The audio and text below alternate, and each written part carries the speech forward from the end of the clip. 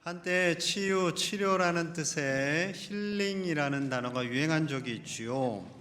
이제 세월이 흐르면서 이 힐링이라는 단어를 대체하는 단어들이 많이 생겨났어요. 화면을 좀 보시면 소확행, 작지만 확실한 행복을 추구하는 라이프 스타일, 미닝풀, 단순한 즐거움을 넘어서 삶의 의미와 가치를 추구하는 것, 워라벨은 많이 들어보셨을 거예요. 일과 삶의 균형을 중요하게 여기는 것, 욜로, 현재를 즐기고 후회 없는 삶을 사는 것. 이런 단어들이 청년들 사이에서 많이 만들어지고요. 주로 이제 영어라서 조금 낯설기도 한데 아마 다들 많이 들어보셨을 겁니다. 이런 단어들이 등장하는 이유가 있어요. 현대 사회가 고도로 발전했잖아요. 특히 우리나라는 갑자기 발전했습니다. 6.25 이후에 갑자기 잘 사는 나라가 됐어요. 그리고 우리나라 국민들이 굉장히 부지런하잖아요. 잘 살아보세 해서 아침부터 밤까지 그냥 쉬지 않고 일합니다. 쉬지 않고. 그러다 보니 마음이 헛헛해졌어요. 뭔가 위로받고 싶게 되었어요. 지친 일상 속에서 작은 위로를 찾게 되었습니다. 그래서 저런 단어들이 등장하게 되었고요. 또 이제 방송국이 그런 거를 정확하게 딱 집어내잖아요. 그래서 여러 프로그램들이 나오게 됐죠. 요즘 새롭게 시작한 삼시세끼 김영웅 편 보셨나요? 임영웅? 미안합니다. 제가 이름을 정확하게 외워야 되는데 그 어르신을 잘 몰라서 잘생겼더라고요. 임영웅. 예? 아마 우리 많이들 여성분들이 좋아하셨을 거예요. 윤식당, 효린의 민박, 꽃보다 할배, 이건 프로그램 이름입니다. 어르신들. 윤스테이, 나 혼자 산다, 그리고 나는 자연인이다, 저희 어머니의 애청 프로. 그거 보면요, 연예인 되기 쉽겠다라는 생각이 듭니다. 왜냐하면 그냥 일상이에요. 밥 먹고 직장 가기도 하고 사람들 만나고 소소한 일상들을 보여줘요. 거기에 꼭 빠지지 않는 건 먹는 거죠. 먹는 것이 또 중요하니까. 또 서로 대화를 나누고 대화가 깊어지면 때로는 눈물도 흘리고, 그거를 보는 우리도 같이 이제 치유도 되고 마음의 위로를 받는 거죠. 매우 건전한 프로그램들이에요. 그런데 뭔가 아쉬움이 있어요. 뭐냐면 그런 프로그램들이 우리를 터치하기는 하는데 영혼의 주변만을 터치합니다. 영혼의 주변. 핵심을 가운데를 빵 터뜨려서 진정한 치유와 회복이 일어나야 되는데 그러기는 어렵다라는 거죠. 우리의 심장을 꿰뚫는 치유하시는 분은 예수님이죠. 예수님께서 우리의 마음을 만지셔야 우리가 진정한 치유가 됩니다. 예수님께서 이 땅에 오셨어요. 예수님 이 땅에 오신 시점은 이스라엘 백성들이 굉장히 힘들 때죠. 그들이 아수르, 바벨론, 페르시아, 헬라, 로마에 의해서 약 700년 가까이 식민지 생활을 하고 있을 그때입니다. 그들이 얼마나 메시아를 기다렸을까요? 보통 메시아가 아니라 다윗 같은 메시아. 정치를 잘하고 군사를 잘 이끌고 전쟁에 능하고 경제 발전을 하고 백성을 잘 통솔하는 그런 메시아, 다윗과 같은 메시아를 기다렸죠. 우리도 그러잖아요. 우리 대통령 선거할 때 얼마나 신중하게 대통령을 선거할 때 뽑습니까? 정치도 잘하고 성품도 좋고 정직하고 국민을 사랑하고 잘 먹고 잘 살게 해줄 그런 대통령, 게다가 그의 아내는 겸손하고 착해야 해요. 그런 대통령 가정이 쉽지 않죠. 담임 목사님을 향해서도 동일하게 생각을 합니다. 설교도 잘하고 착하고 사랑도 많고 성실하고 행정도 잘하고 소통도 잘하고 정직하고 숨차죠. 그의 아내 역시 착하고 참해야죠. 이런 목사님도 계시기 어려울 것 같아요. 그런데 이 땅에 오신 예수님은 어떤 모습으로 오셨을까요? 세 가지를 좀 살펴볼게요. 첫째는 예수님께서 세상적인 아름다움을 가지고 오지 않으셨습니다. 자, 이사야 53장 2절 같이 볼까요? 시작. 그는 주 앞에서 자라나기를 연한 순 같고 마른 땅에서 나온 뿌리 같아서 고운 모양도 없고 풍채도 없은즉 우리가 보기에 흠모한 아름다운 것이 없도다. 아멘이십니까? 예수님 보기에 예수님을 딱 봤을 때 흠모할 만한 아름다운 것이 없어요. 없어요. 고운 모양도 없고 풍채도 없고 없대요. 고작 뿌리 같대. 뿌리에서 나온 연한 순. 여러분, 뿌리를 보시면서 아름답다라고 하시는 분들 계세요? 혹시 나무 뿌리를 보면서? 마트에 가면 연근, 우엉, 당근이 있죠. 우엉을 딱 들고 너 참 아름답구나. 당근 하나 딱 들고 너는 왜 이렇게 예쁘게 생겼니? 하시는 분들 별로 없을 것 같아요. 없겠죠. 세상의 기준으로 볼 때는 흠모할 만한 것이 없는데 예수님의 초상화는 왜 그렇게 잘생긴 서양 총각이 있는 걸까요? 저는 예수님의 초상화를 봤을 때 못생기신 분은 한 번도 못 본 것 같아요. 다 조각미남이에요. 조각미남. 우리가 그런 분을 원하는 거죠. 우리가 그런 분을 원하는 거예요. 예수님은 이 땅에 슈퍼맨과 같은 멋진 사람으로 오신 것이 아닙니다. 가난한 곳에서 태어나셨죠. 베들레헴 마구간에서 태어나 구유에 누이십니다. 그리고 갈릴리 나사렛이라는 가난한 동네에서 목수의 아들로 자라게 됩니다. 나다나엘, 발음이 어려워요. 나다나엘이라는 제자가 예수님을 향해서 이렇게 평했죠. 요한복음 1장 46절입니다. 나다나엘이 이르되 나사렛에서 무슨 선한 것이 날 수 있느냐? 빌립이 이르되 와서 보라 하니라. 빌립이라는 친구가 나다나엘, 내가 주님을 만났어. 구약 성경에 예언하신 그 메시아가 오셨어. 누군데? 나사렛 출신 예수야. 칠풍 이렇게 된 거예요. 나사렛에서 무슨 선한 것이 나오겠냐? 됐어. 이렇게 된 거죠. 그랬더니 답답한 빌립이 한번 가보자 하고 팔을 끌어당겨서 예수님께로 인도하는 거죠. 여러분, 하나님께서 사람들이 이렇게 인식하실 걸 모르시고 나사렛 예수라고 칭하게 하셨을까요? 세상 사람들은 예루살렘 궁에서 태어난 메시아를 좋아합니다. 잘생기고 똑똑하고 잘난 메시아를 기대하죠. 그래서 부처님 동상을 만들 때는 둥실둥실하고 그냥 후덕하게 만듭니다. 그리고 금칠을 다하죠. 금칠. 부처님이 그렇게 시켰어요? 아니에요. 후대에서 자기들이 그렇게 한 거죠. 이 세상을 살면서 우리는 세상의 기준으로 사람들을 평가합니다. 돈이 많은가? 똑똑한가? 어디 출신이래? 이런 거에 관심이 많죠. 만약에 예수님이 지금 이 땅에 오셨다면 우리도 나다나엘과 똑같은 반응을 했을 것이 분명합니다. 20여 년 전 어느 교회에서 있었던 일이에요. 담임 목사님께서 주일날 설교를 하시러 이제 예배당 쪽으로 들어가는데 벤치 한 대가 교회 마당으로 쫙 들어오더래요. 20년 전에는 벤치가 귀했으니까 요즘에도 뭐 좋은 차죠. 근데 목사님이 가다가 걸음을 딱 멈추시고 그 차를 보신 거예요. 누가 내리나. 근데 갑자기 그 짧은 몇 초 순간에 하나님의 음성이 들리더래요. 너 뭐하냐? 그러니까 하나님이 죄송한 거죠. 하나님께 누가 벤치 탔는지 좀 보려고요. 참 그 목사님도 솔직하게 이런 마음을 표현하셨어요. 여러분, 이 마음이 우리 안에도 다 있어요. 우리 안에도 다 있어요. 다 있습니다. 우리는 세상의 기준으로 사람을 보려고 하는 마음이 있어요. 세상의 기준으로 사람을 평가하려고 해요. 그건 세상의 눈이지요. 그러나 하나님이 원하시는 것은 한 영혼 한 영혼이 너무나 귀하기에 예수님의 눈으로, 예수님의 마음으로 성도님들을 보고 사람을 보기를 원하십니다. 사랑하는 여러분, 우리 교회 안에 올 때, 영의 가족이 되었을 때 세상의 기준으로 사람을 보는 것이 아니라 우리 주님의 마음으로 서로를 바라보고 사랑하고 존귀히 여기실 수 있는 우리 제일의 가족들이 될 수 있기를 간절히 축복합니다. 두 번째, 예수님은 상처 입은 치유자로 이 땅에 오셨습니다. 3절 우리 같이 볼게요. 시작. 그는 멸시를 받아 간고를 많이 겪었으며 질고를 아는 자라. 마치 사람들이 그에게서 얼굴을 가리는 것 같이 멸시를 당하였고 우리도 그를 귀히 여기지 아니하였도다. 아멘. 예수님을 어떻게 표현하세요?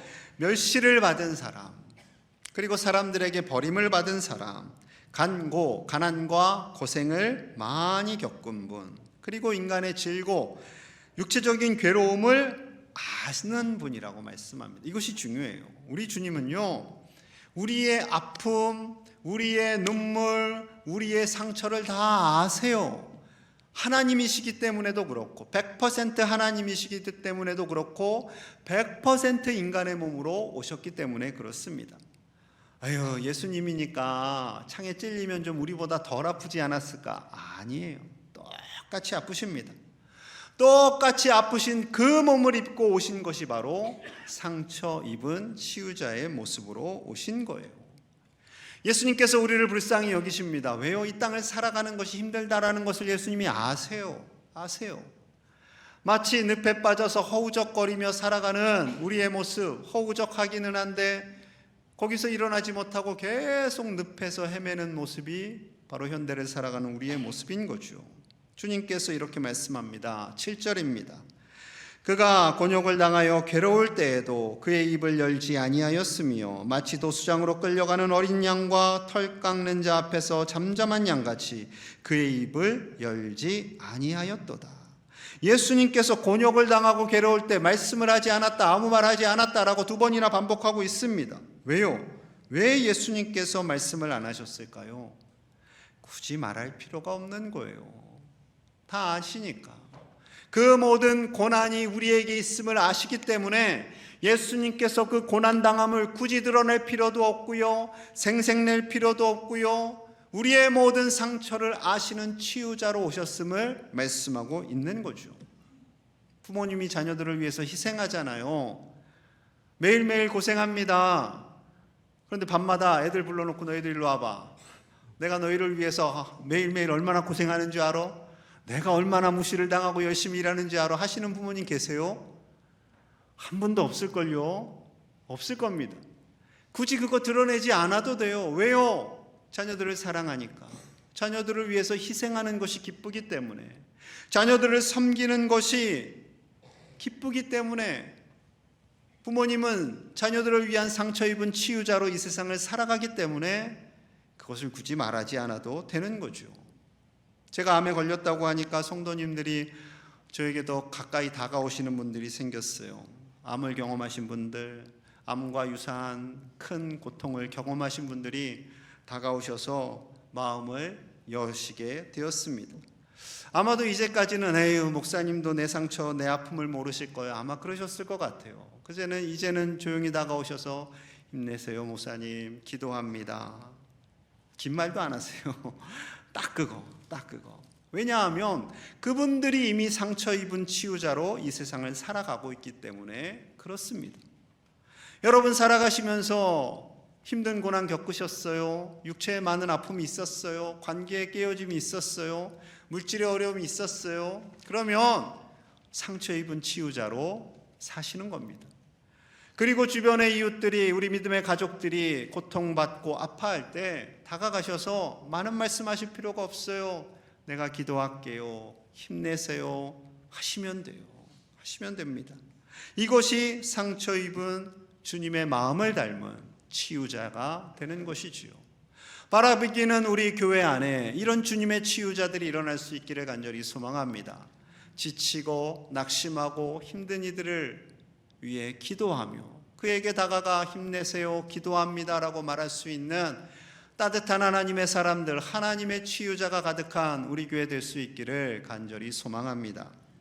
셋째로, 예수님은 우리의 죄를 짊어지시는 어린 양으로 이 땅에 오셨지요. 예수님께서 이 땅에 오신 궁극적인 이유입니다. 4절 말씀 우리 함께 볼게요. 시작.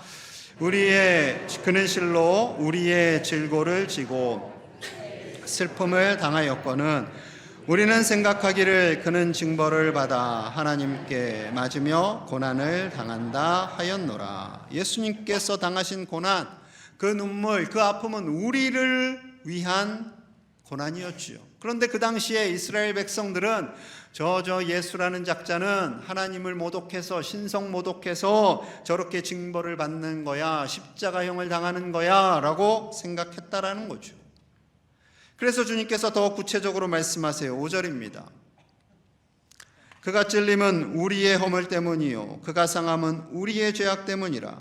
그가 징계를 받음으로 우리는 평화를 누리고 그가 채찍에 맞음으로 우리는 나음을 받았도다. 아멘. 예수님께서 가시관에 찔리시고 채찍에 맞으시고 십자가에서 못 박힘을 당한 모든 것, 창에 찔리시고 옷을 벗기시고 수치를 당한 모든 것, 그것은 바로 우리의 죄, 우리의 허물 때문임을 분명히 말씀하고 있습니다. 그 결과 우리가 놀라운 은혜를 입었지요. 예수님께서 우리가 짊어져야 할 십자가를 대신 짊어지셨기 때문에 우리는 용서함을 받았고 우리는 나음을 받았음을 말씀하고 있습니다. 그런데 상식적으로 너무 비상식적입니다. 2000년 전에 예수님께서 지금 나의 죄를 어떻게 짊어지셨다는 겁니까? 생각할 수 있지 않겠어요? 그래서 이를 또 설명하세요. 6절 봅니다. 6절. 우리는 다 양 같아서 그릇 행하여 각기 제 길로 갔거늘 여호와께서는 우리 모두의 죄악을 그에게 담당시키셨도다. 이것입니다. 하나님께서 우리 모두의 죄악을, 모든 인류의 죄악을 예수님께 담당시키신 거예요. 우리의 죄악을, 박 목사의 죄악을, 우리 집사님들의 죄악을, 장로님들, 권사님들, 성도님들의 죄악을 다 예수님께 담당시키셨어요. 짊어지게 하셨어요. 그렇기 때문에 우리 죄가 용서함을 받은 거죠. 그런데 우리를 양 같다라고 말씀하셨어요. 다 양 같아서. 아니 뭐 양 정도면 괜찮지 않습니까? 생각할 수 있겠죠. 착하죠. 나름 귀염성 있죠. 하얗죠. 털도 있죠. 긍정적으로 생각할 수 있겠지만 양을 좀 더 살펴보면 양은요 시야가 굉장히 좁습니다. 좁고 짧아요. 한 2, 3m 정도만 정확하게 구분을 하지 그 앞은 잘 못 본대요. 그래서 양 한 마리가 절벽적으로 치고 달리다가 퉁퉁퉁 떨어지면 그거 모르고 가야 될 상황인가 보다 하고 따라가다가 우스 떨어진다라는 거죠. 길을 찾을 능력도 없어요. 자신을 보호할 능력이라고는 전혀 없습니다. 그런데 고집이 세대요. 고집이 보통 고집이 아니랍니다. 그래서 그 당시에 험한 욕 중에 하나가 양 같은 놈. 양 같은 놈. 우리 멍멍이를 비하해서 우리 하는 것과 비슷한. 강아지 얼마나 귀여워요. 그런데 강아지의 자녀라는 말을 들으면 가만히 계세요? 이런 똑같다는 거예요. 저런 모자라고 어리석고 고집세고 남의 말에 귀를 기울일지 모르는 그런 사람, 이렇게 되는 거죠. 제가 몽골에 1년간 가 있을 때 선교사님이 이렇게 양무리가 지나가면 보래요. 잘 보래요. 양무리를 잘 봐보래요. 그 양 말고 뭐가 다른 게 있대요. 자세히 보니까 염소들이 있어요. 뿔난 염소들. 왜 염소를 같이 데려가요? 그랬더니 이유가 있다라는 거죠. 그냥 염소와 양을 키워서 같이 데려가는 게 아니라 의도적으로 염소를 넣는 거예요. 왜요? 양들이 고집이 세니까 목자가 끌고 가는데 안 가. 그러면 어떻게 해요? 염소가 가 하고 들이받는 거예요. 그러면은 이 양들이 일어나서 가고 간다는 거죠. 양은 고집이 세고 이기적인 동물이에요. 그게 누구예요? 접니다. 여러분들입니다. 난 안 그러는데. 아니요. 우리가 그래요. 우리 안에 죄가 있어요. 우리 안에 죄된 마음이 있어요. 그것을 다 해결하는 방법은 예수님께 담당시키는 거예요. 이 방법밖에 없어요. 자, 11절 같이 봅니다. 11절 시작. 그가 자기 영혼에 수고한 것을 보고 나의 의로운 종이 자기 지식으로 많은 사람을 의롭게 하며 또 그들의 죄악을 친히 담당하리로다. 친히 죄악을 담당하리로다. 하나님께서 의로운 나의 종, 예수님이죠. 예수님께서 우리 모든 인류의 죄악을 담당하게 하셨다라는 거죠. 그것이 바로 희생제물입니다. 죄로 인해서 죽어야 할 사람들은 우리인데 예수님이 대신 희생제물이 되신 거죠. 그것이 바로 대속의 은혜입니다. 여러분, 이것을요 확실하게 아셔야 돼요. 내가 죄로 말미암아 죽었던 사람인데 나를 살리기 위해서 예수님께서 십자가를 지셨음을 확실히 알고 깨달으셔야 합니다. 그래야 은혜가 무엇인지도 알게 돼요. 그런데 많은 사람들이 내가 무슨 죄인이냐, 나 같은 사람이 어디 있냐 라고 말합니다. 특히 교도소에 가보면 그렇다고 하죠. 내가 죄인이어서 잡혀왔다라고 말씀하시는 분들 계시지만 대다수는 재수 없어서 잡혀왔다. 나보다 더 악한 놈들 저기 수두룩 빽빽인데 그래서 내가 잡혀왔다라고 한답니다. 자기 신이 죄인인지를 알아야 되는데 쉽지 않아요. 여러분, 환자가 있어요. 몸이 아파요. 몸이 아픈 것을 스스로 인정해야 병원에 갑니다. 아유, 나 안 아파, 괜찮아, 안 가도 돼 하면 병원 안 가죠. 혹시 이런 분 계세요? 의사 선생님한테 가가지고 어떻게 오셨어요? 하는데 선생님이 맞춰보세요. 이런 분 안 계실 겁니다. 어디가 아파서 왔어요 라고 말하는 거죠. 죄의 용서는 우리가 죄인임을 깨달을 때, 이것이 은혜예요. 내가 죄인임을 깨닫는 것이 부끄러운 것이 아니라 죄인임을 깨닫는 것이 은혜입니다. 죄인임을 깨닫지 못하는 것이 부끄러운 거죠. 왜 정치하는 분들을 향해서 우리가 정죄해요? 거짓말을 너무 많이 하시니까. 내가 안 그랬습니다. 조금 양심 있는 분들은 모르겠습니다. 그 모습이 우리 모습이에요. 다를 것이 하나도 없습니다. 여러분, 우리가 죄인임을 인정할 때 그 십자가가 은혜로 다가오는 거예요. 죄인임을 부끄러워하지 않고 그것을 인정하고 십자가를 받아들이시는 우리 모든 가족들 되시기를 간절히 소망합니다. 예수님을 나사렛에서 자라게 하시고 상처 입은 치유자가 되게 하시고 우리의 모든 죄를 십자가에서 담당하도록 허락하신 분이 누구세요? 하나님 아버지세요. 하나님 아버지세요. 자, 10절 우리 같이 볼게요. 시작.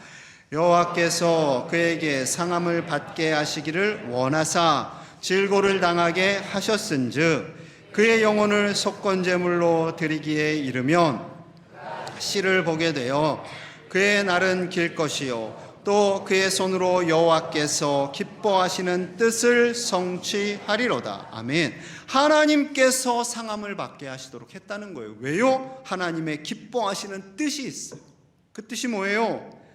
씨를 보게 된다. 씨, 자녀를 보게 된다. 그 자녀가 누굴까요? 우리죠, 우리.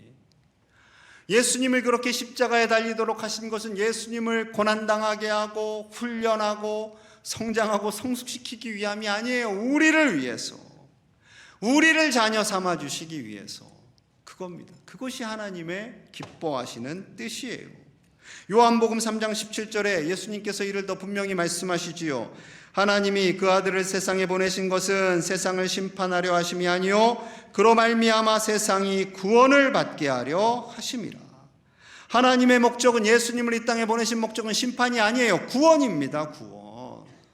그런데 많은 사람들이 하나님을 심판의 하나님으로 두려워해요. 여러분, 우리가 겸손히 우리의 죄됨을 인정하고 십자가에 달리신 주님을 바라볼 때 우리를 구원하시는 그 하나님의 놀라운 은혜를 깨닫게 되는 거죠.